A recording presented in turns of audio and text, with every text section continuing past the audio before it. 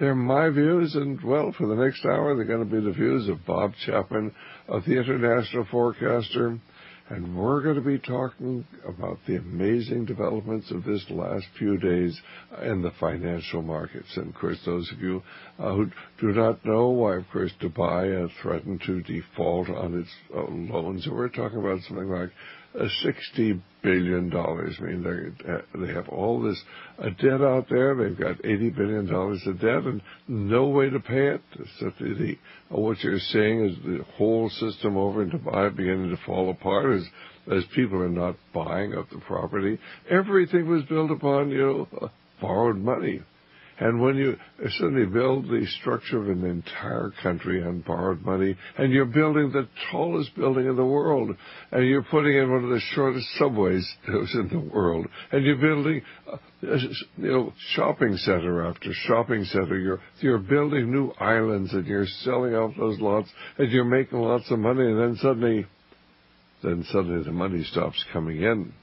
Then what happens? And that's what's happened not only to Dubai, but all across the world. And then, of course, Bob talked about how the banks have actually been ordered after the first of the year to cut back on their loans. In other words, to cut back markedly on the loans. Well, how could you certainly get out of a recession when they cut back on lending? I'm going to let Bob pick up and tell you what's going on, because we are living right now, this week, the next few weeks, in very, very important times. Hi, Bob. How are you doing? Well, pretty good. Nice to be back again. Had a little rest. I'm sure you did too. Right. And we did publish in Savvy, as you well know, with that explosive information. And speaking of Dubai, I found it very strange that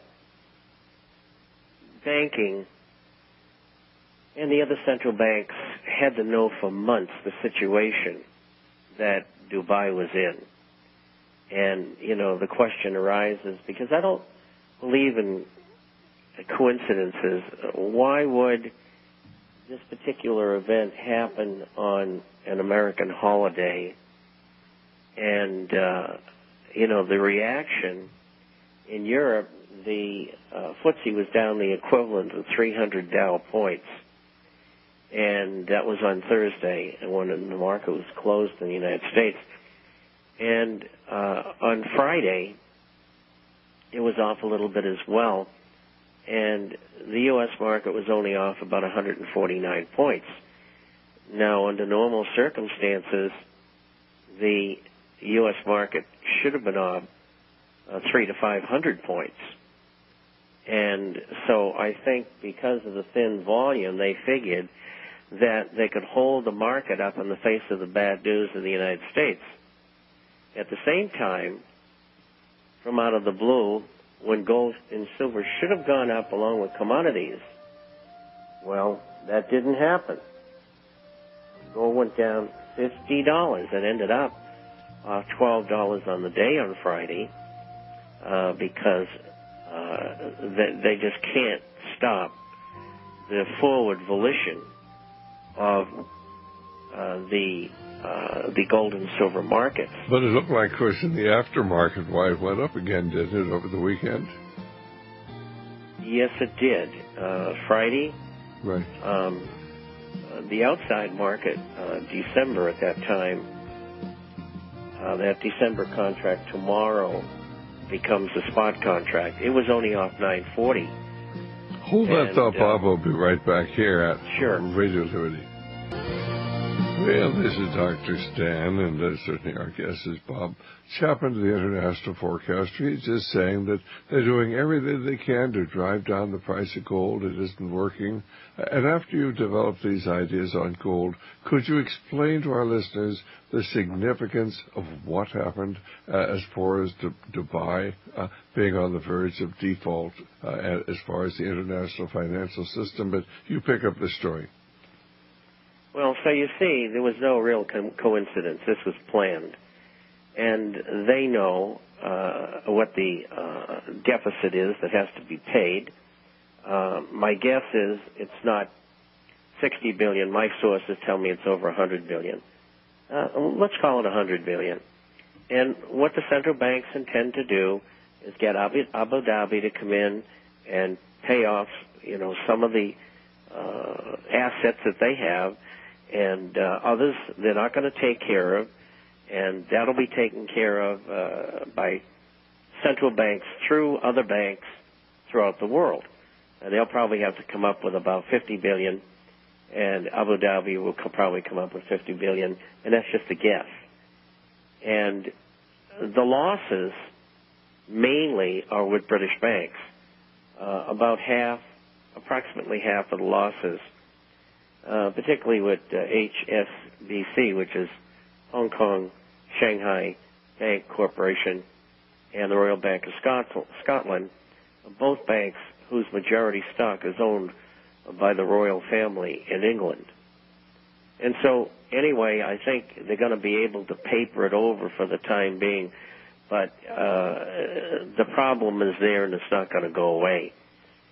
And as you noticed, after the initial onslaught of information on Wednesday and Thursday, it's quieted down quite a bit, and the major media isn't even carrying it. And there's little spoken of it on CNBC.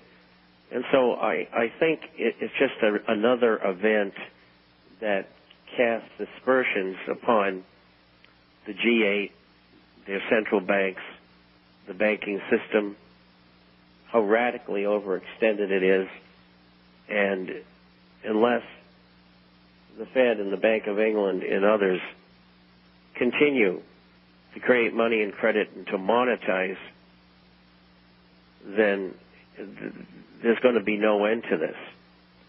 I mean, we're looking at an economy in the United States now that really can't make any headway to speak of, even with a stimulus program, which the administration says is about 5/8 spent, or about 62%.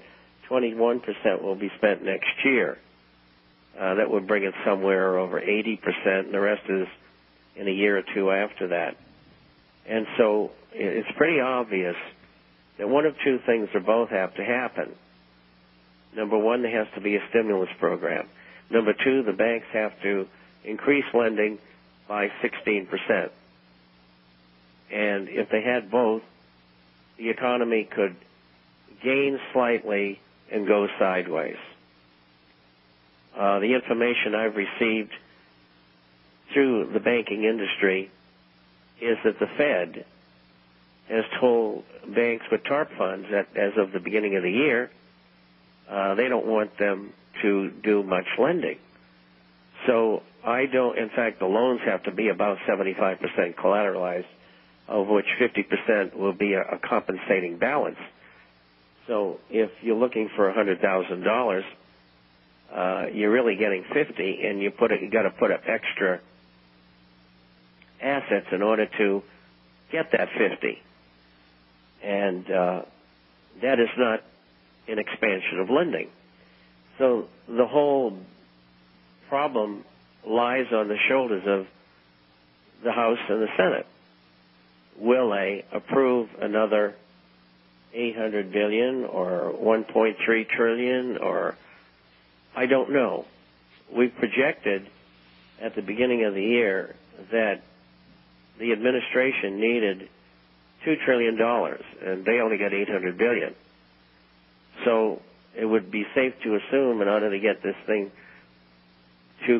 economy to continue to roll forward, what they'll have to do is increase the stimulus by $1.2 trillion, and I don't think the American public is going to stand for that. Well, the thing is, of course, my guess is they'll probably get $400 billion. All right, of course, they've already gotten, 12 billion or 27 billion. We don't know how much they've got. They're lying about everything, but they got 787 billion there so that was the stimulus bill. They've got another couple of, at least 12 billion that they've created out of nothing, and they're lending it to frantically trying to keep the economy going. But now they're saying the banks have to stop lending, which is an exact contraindication. It's almost like a chicken with their head cut off and running around frantically because the chicken can't see anything. And that's just the way the chickens are that are running the Federal Reserve System today. But, of course, what we're doing is simply just creating more money to put off the day of reckoning. But when that day of reckoning comes, the whole world financial system comes down. As you point out in your latest newsletter, the FDIC, which backs our money with the full faith and credit of the United States government, is in trouble, isn't it?